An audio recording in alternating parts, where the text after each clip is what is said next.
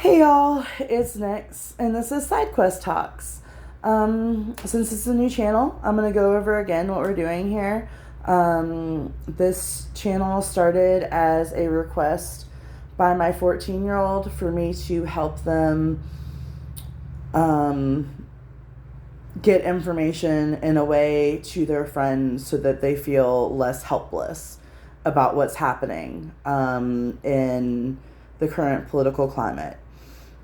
They feel like as teenagers, they don't have a voice and they don't know what to do. I've also realized that a lot of people don't know the history and the systemic racism that has caused us to get where we are today, and that's also something they asked me to help explain. I am starting with Ahmaud Arbery because that is the trial that I was the most involved with personally. It is something that happened during mine and my child's lifetime that really hit close to home. And when I say close to home, I mean I lived 500 feet from where he was killed. I had just moved out of that neighborhood. I had stayed with somebody I was friends with at the time there for, I don't know, a year or two. I've really got event fatigue at this point. And he was killed at my child's bus stop. And this was in 2020. So Sai was 9 years old at the time because it was February. So where I stood with my 8 and the 9-year-old to wait for the school bus is where he was killed. So I'm going to make a couple of videos about this. This is going to be the more triggering video with the history, and then I will make a less triggering video with how we protested and how I was involved, how my child was involved, and things you can do. Also, if you cannot handle hearing this video right now, please save it, come back to it later, or have someone else that you trust watch it, go over it with you, what you need to know. As I said in my previous video, that one of the things we really need to do in order to stay sane, those of us that have mental health issues, this stuff is incredibly traumatic. And we have to take breaks. We have to find community. We have to spend time with our loved ones. We have to find time to frolic and remember what we're fighting for. So absolutely, if you need to stop here and come back, or if you just want to move on to the protest video, that's okay too. But for those that do want to understand how we got here, I'm going to continue now with what happened on February 23rd, 2020. I'm going to kind of skim the Wikipedia article and correct and add some things. Really add some things. So the page is literally called Murder of Ahmaud Arbery, and it's just... it's hard to... Yeah. On February 23rd, 2020, Ahmaud Arbery, a 25-year-old black man, was murdered during a racially motivated hate crime while jogging in Satilla Shores, near Brunswick, Georgia, in Glenn County. What it doesn't mention here is that he jogged there all of the time. I mean, he lived in the neighborhood over. He was very athletic. I saw him all the time. Nice guy. Waved, you know. 3 white men who later claimed to police that they assumed he was a burglar pursued Ahmaud in their trucks for several minutes, using the vehicles to block his path as he tried to run away. 2 of the men, I don't want to name them, a younger gentleman and his father, were armed in one vehicle. Their neighbor that they called to video on his cell phone, because they were very proud of what they were doing. They thought they were doing the right thing, because the systemic racism in this country is thus that this man, Gregory McMichael, just to be clear, who used to work for the Glenn County Police Department, thought that he was doing the right thing, told his son to go grab his gun to chase this man down, and called his neighbor to come help and record it.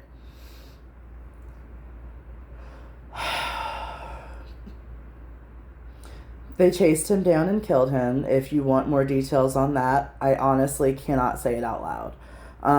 There's video that they took themselves. Again, I know I've said it several times, but it's just mind-blowing to me that they really thought they were doing the right thing. I'm sure it's still online somewhere. I do not care to link to it because I've honestly never been able to watch it. It's incredibly... But what happened to him should never happen to another human being, and I cannot watch it. It's hard enough to know what happened. Especially someone who smiled at me and waved at me and my child on a fairly regular basis. I'm sorry, I'm bouncing a little bit, but this is a hard video to make. The verdict on here says that all perpetrators were found guilty on all counts in the federal trial. I disagree because, yes, the 3 men were found guilty. However, Jackie Johnson was found not guilty of obstruction of justice, and her oath violation charge was dismissed on technicality. And yes, she was not there, but she is absolutely guilty of obstruction of justice and absolutely guilty of fostering an environment as a DA where this could happen. Not going to go over all of the charges, hate crime, attempt to kidnap, whatever. I will say that the man that helped chase him down and took the video, by the way, does have a possibility of parole after 30 years state and only got 35 years federally. And I just find that ridiculous. So when officers arrived on scene soon after the shooting, because they had already been called by these gentlemen and another neighbor reporting Ahmaud running through the neighborhood. And you can literally, on the 911 call, she's asking, like, but I just don't understand, like, what are you reporting? Like, what did he do wrong? And I'm paraphrasing, but they have no answer. They're just like, oh, we saw him here at night the other day, and he's running through a construction site. And she's like, well, is it a locked construction site? Did he break in? And again, I'm paraphrasing, but no, it was all open, which I can absolutely vouch for, having lived in the neighborhood and visiting the neighborhood a lot during that time frame. I was really good friends with the person I knew that lived there. And it is a small town. Her dad was friends with the men that did this, and I can't... When I say this hit close to home. So the police department arrived on scene soon after the shooting, started responding to Greg McMichael on a first name basis because of his background in civil service. Sorry, that just upsets me. That just sorry. A little emotional here. It's hard to get through this kind of stuff, but it is really important for us to stay educated and know what happened and is still happening in our country, unfortunately, at this point. They did not question whether they had any legal cause to shoot Ahmaud. They did not question the validity of the self-defense claims. They tried to claim that Ahmaud got violent with him. Sorry, that something fell off my wall. With Travis, and even if he did, they had pinned him in with vehicles and had guns. Like, honestly, yeah, fight your way out. There's no reason. The next sentence is really hard to read. I'm going to correct it because it does call him by his last name, and I do think that desensitizes us. Ahmaud was still alive at the time officers arrived on the scene. A lot of people don't know that. What they gloss over here, and you may notice there's no mention of first responders arriving, like EMTs, anything like that. And that's because they didn't call them. they just, yeah, they just stood over him, did not offer any comfort. They didn't call for help, nothing. And I honestly, to see another human being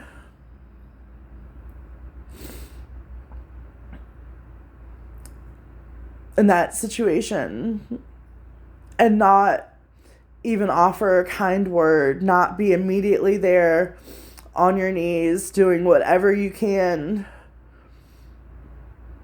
I can't imagine, as a person with a heart and a soul, and people try to call yourselves followers of Christ. And listen, I grew up reading the Bible, King James Version. The fact that is what the people that did this, the people that are following the current regime, are standing on, really upsets me. Because as much as we may have different beliefs, you cannot sit here and tell me that Jesus would have been okay with any of this if that's who you're following, because absolutely not. And if you think so, I highly recommend you look up, I can't remember exactly where it is in the Bible right now because it has been a while, but the story of the Pharisees and his anger about them using his religion to manipulate the people. And that's the only time in the Bible that he becomes almost violent, and he turns over the tables and flips out. And flips the tables, flips out, and yells at them and puts them in their place. So if you don't think that Jesus would be upset with you for following people like this, for supporting things like this, for supporting the man in the White House who literally came on the news and said that he has revoked freedom of speech, that has sent soldiers into our cities to arrest civilians and terrorize them, I have no words anymore at this point. A little bit of a tangent there for you, but yeah. So Ahmaud was still alive. Let me get back to the information I meant to put in this video. No arrests were made for more than 2 months. No arrests were made for more than 2 months. What it does not talk about here is how many times his daddy went down to the courthouse and begged them to arrest his son's murderers. And I know there were other family members there beside him and other people, but he had to go beg them to arrest the people that killed his son, who had barely started his life at 25. I really don't want to go into all the names of everybody, the details of the case, but it got transferred from office to office. It got mishandled by multiple offices because it was all small town Southern Georgia and good old boy systems, and I hate that it is that way, but just honestly, that's what happened.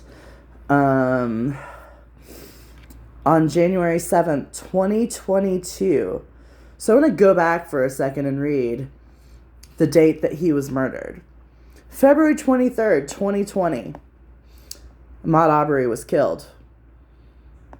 On January 7th, 2022, almost 2 years later, the McMichaels were sentenced to life imprisonment without the possibility of parole plus 20 years, while Brian was sentenced to life imprisonment with the possibility of parole after 30 years. On February 22nd, 2022, they were found guilty in a federal court for attempted kidnapping and the hate crime of interference with rights. And the McMichaels were also convicted of one count of using firearms during a crime of violence.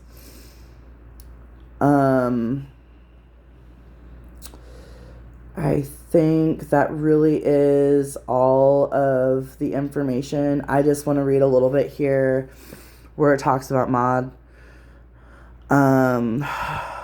Gosh, so you can see he was born May 8th, 1994.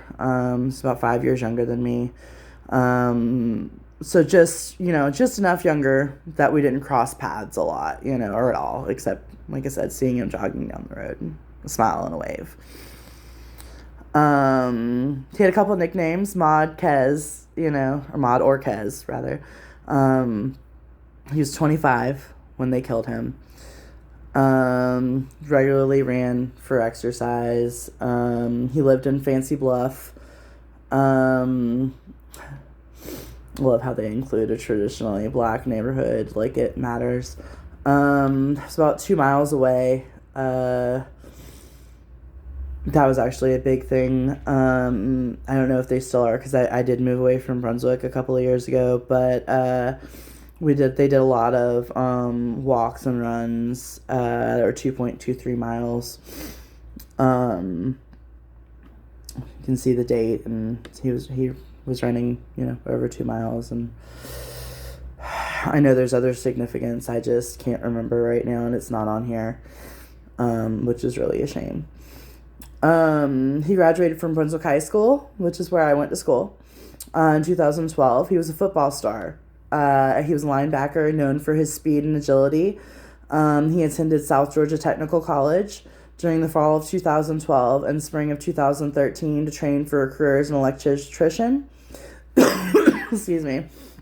But he had taken a break while this was going on because he was saving money, and he was working at his father's car wash and landscaping business, but he did have plans to re-enroll. It then has information about the murders and everything, and I really don't care. It doesn't matter. They don't deserve the information being out there, in my opinion. It also details the video. I cannot read that. If you'd like to watch the video again, you can look it up. I'm not gonna post it here because it is just so traumatic. I will say that I do want to include that they actually are the ones that turned the video over to the public. They had Roddy, the man that took it, turn it over, because when I say they were proud of what they had done, I really mean it, unfortunately. They also don't talk about the family here at all. I know I mentioned his dad. He had other family members, and I don't want to mention them because I don't want to forget anybody. And but not just his dad, his mom. He had, two parents that loved him very much, and I just, spent more time at the courthouse with his dad than his mom. But why I specifically mentioned him, because I don't want to forget a mother grieving either, and not mention her. But yeah, he had a whole family, people that were devastated by his loss, not just family, friends, loved ones. He said he was a football star in high school. It's small town Georgia, the South. Football matters.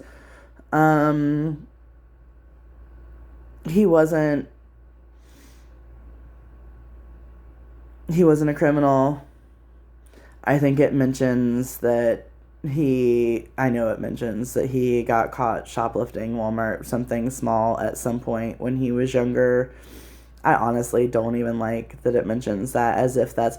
For the record, I also got caught shoplifting from Walmart when I was a teenager. they let me off with a warning. It was probably the same Walmart. I just realized because it was Brunswick.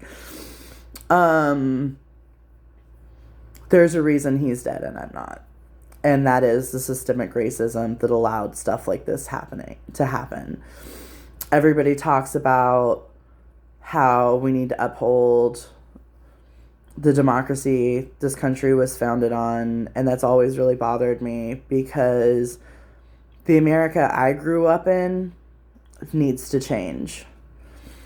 There has never been democracy, in my opinion, in this country. I have never felt represented by any elected officials, not fully. And I can't speak for him, but I doubt Ahmaud felt represented either.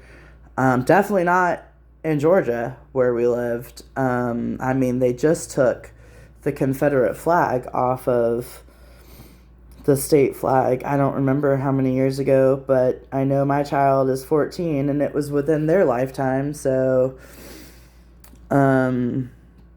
not long ago enough. It should have never been there. And when people talk about our Constitution and democracy, I just always like to point out that all of those laws, while some of them, yes, very valid and need to be upheld, especially a lot of the amendments, freedom of speech, etc., I'm definitely not saying that we need anarchy. What I am saying that racism, discrimination, and persecution are built into our political system in America.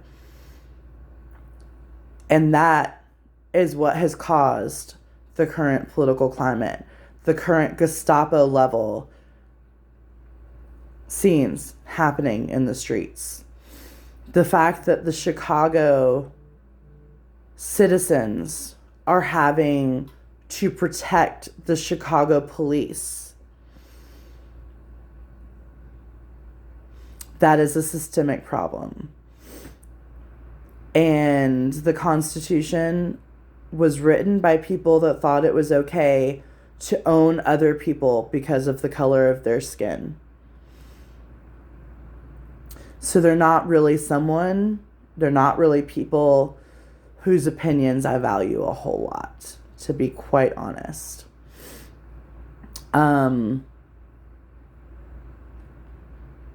I don't know how to end this, to be honest, so I'm just going to